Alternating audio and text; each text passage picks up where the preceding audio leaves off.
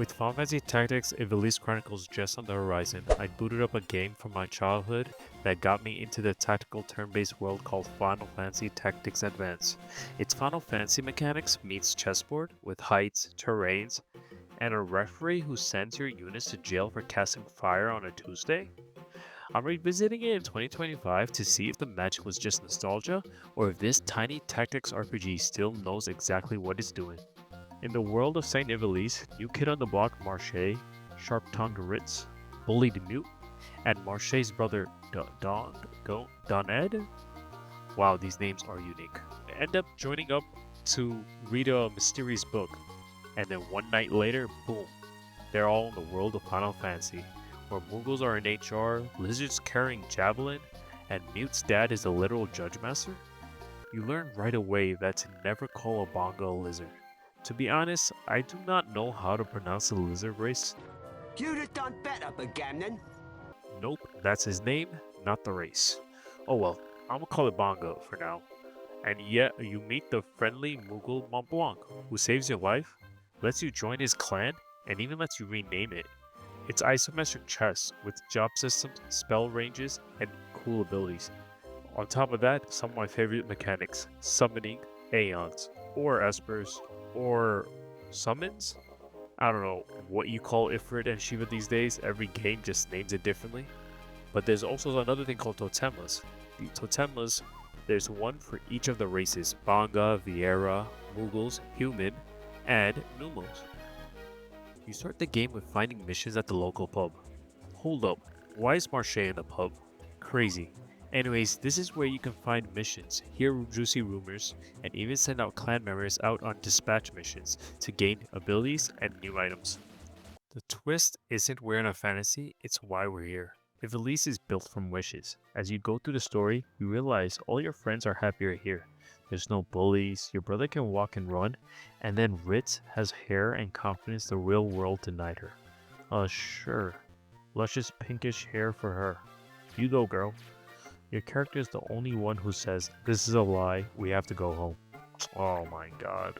Our character's the one who can't let others have dreams?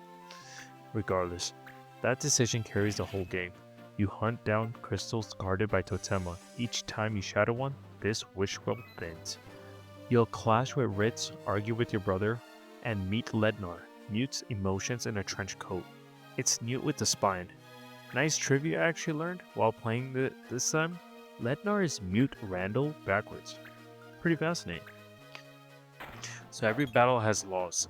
Laws may forbid the use of certain items, weapons, elemental spells, or status changes. Break a law, yellow card. Do it again, or knock out an enemy, automatic red card, go to jail. It's funny until your best unit disappears mid-campaign and you're bailing them out of prison like a weekend that was a bit too crazy. Free my boy Mont Blanc, he is innocent. Well, kinda. Okay, maybe not, but free Mont Blanc. But this isn't just a gimmick. Laws force you to build variety. You can't just spam the same optimal loop because the referee says nope, not today.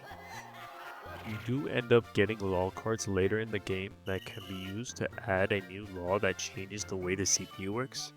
No, actually, the CPU can only get yellow cards, so unfair. But you can also get anti-law cards that removes a certain law that like no magic that's stopping you from doing something. Thank God, now all the mages attack! The game mechanics make you adapt. Status one day, no archers the next, fists only this Friday, and yes, there is even a law that bans the clicking the fight button, which makes you rely on magic, abilities, or support abilities to win a fight. Dumb, but I see where they were going with it. I'm gonna counter the enemies to death. Thankfully, you can see the laws before you choose the clan members you send out to battle. But there are also places called Jags, which are lawless zones. There's no judges here, and units can actually die here if you don't revive them fast enough. They are gone for good. Suddenly the annoying ref doesn't sound so bad. Okay, do you guys want to know how to make a clan? Easy. You hire some units, name it something you'll deeply regret when you come back to your save file 10 years later, and pick from a pile of missions. The loop is clean. Take a mission at the pub, gear up, fight, get paid. Mission rewards aren't just gil and gear. You also get mission items that quietly gate new missions. unlock chains, or juicy rewards. They're the keys behind the curtains. They also help you unlock some semi-secret characters to join your clan that come with a different job than your usual recruits. Then there's the map placement system. Each new town that you find, or location that you find, you can place on the overworld like you're building a tiny board game. So it's a new map in a way every time you play the game. So I can put any of the towns anywhere on the map every time I start a new save file. Every new map, every new town, wherever you want it to put. Here's the cool mechanic on how to learn abilities in the game. Every weapon and armor teaches abilities with AP earned after missions. Master enough abilities with AP and you unlock new jobs. Humans go from a soldier to a fighter or a paladin, or you can change to a thief, which in return can turn into a ninja. Bearers climb from archers or fencers to a sniper, to a red mage, or to even a bongas punch things to turn into gladiators and dragoons. Numos get weird and wizardly. Muggles do Muggle business, like juggling, I guess. Kid me was so confused why jobs unlocked randomly for me. Adult me learned it's not random. Ability prerequisites. Master X abilities in job A to unlock job B. Oh my god.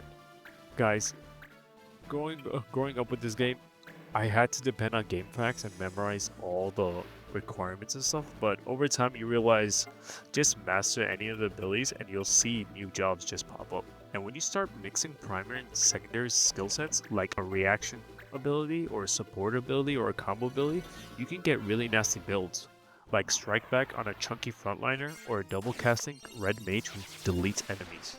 Here's a chart I found that shows you all the classes. Having this really helps in the early game to build your characters and unlock new jobs quickly. Something I had to print out when the game released.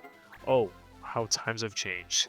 The job system has always made you choose specific gears to unlock new abilities, which is fun and makes the whole gear building a lot more fun. Okay, confession time. As a kid, I could never figure out how to get these cool abilities like counter or strike back. Every time enemies smacked me only to auto-retaliate, I was so jealous. I thought I was doing something wrong, or that I was just bad. Nope, pretty much, the abilities are part of the weapons and armor. Turns out, another thing. My Game Boy Advance R button was busted. Years of me being clumsy, dropping it off the bed, off the bus seat, you name it. And because so many menus and abilities toggle required the R button, half the mechanics were invisible to me. Whoops, I wasn't missing the skills, I was missing the input. So imagine my shock when I hard clicked the R button by accident, suddenly seeing information on each weapon. Good times. I guess that's my fault, not reading the manual that came in the box. Sorry, I didn't buy the game to read the pamphlet on how to play. But nowadays, replaying on hardware that works and having access to all the abilities I'd envy, childhood me wasn't cursed, just careless with handhelds. I like to think of it as I was playing the game on hard mode. Anyways, remember those judges and laws that I was talking about earlier? You actually gain judge points from KOing enemies and following the rules, and that's your combo and totema fuel. Stack 10 judge points to fire off a totema nuke or surround your enemies with your fellow clan members and jump them into a combo attack? It's the game rewarding you for clean play, obeying the law and dealing out some big damage in return. Break the law, lose the meter, go to jail. Don't even try to get a yellow, you may lose rewards from a mission or the guild. Anything but the money, but to be honest, guild is the best thing to lose over AP or permanent stat reduction. Yes, getting a yellow or red card can reduce your character or clan member stats, or make all the hard work of that battle a waste because you don't get any more AP reward. Oh, here's a quick tangent. This game technically has link cable multiplayer, but in today's age, where are you gonna find a link cable? And moreover, where do you find friends? Please, I need to know. Two players could connect, swap clan members, trade items, or jump into co-op missions. Did I ever find another kid in my neighborhood with both a copy of the game and a working link cable? Absolutely not. It was playground legend stuff. Like hearing your friend's cousin swore you could unlock Cloud if you beat 300 missions with no KOs. It's not true, guys. It's definitely not true. But in 2025, I just wanted to play the game and enjoy the roster I made for myself. Late game is a sprint. Lednar on the steps, the final boss unmasked, and a final ask, does Mute keep the dream or let it go? Will we go back to the snowy landscape of St. Ivalice? Or should we live in this dream world for good? My 102-hour save file from my childhood seems to say we should stay in Ivalice. The lie is cozy, and that's the point. So does Final Fantasy Tactics Advance hold up? If you want Tactics Sandbox with buildcraft and a light but sharp theme, yes.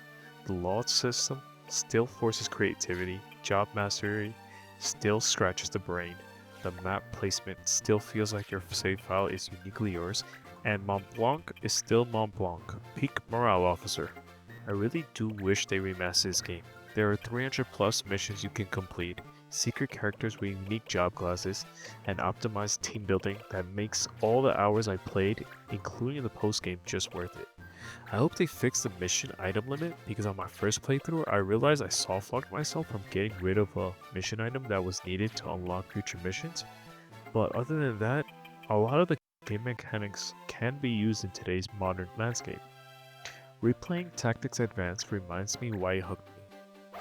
It's a tactics toy box with just enough rules to make you clever, just enough story to make you think, and just enough quirks to make you to laugh about busted R buttons 20 years later.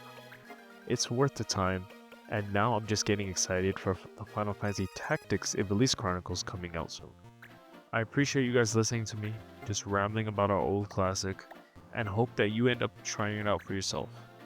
By the way, comment on your favorite job and character down below. I think mine, design-wise, has to be the assassin from Vieros. And I appreciate your time, and if you like these types of videos, subscribe and give me a like for some more good old games.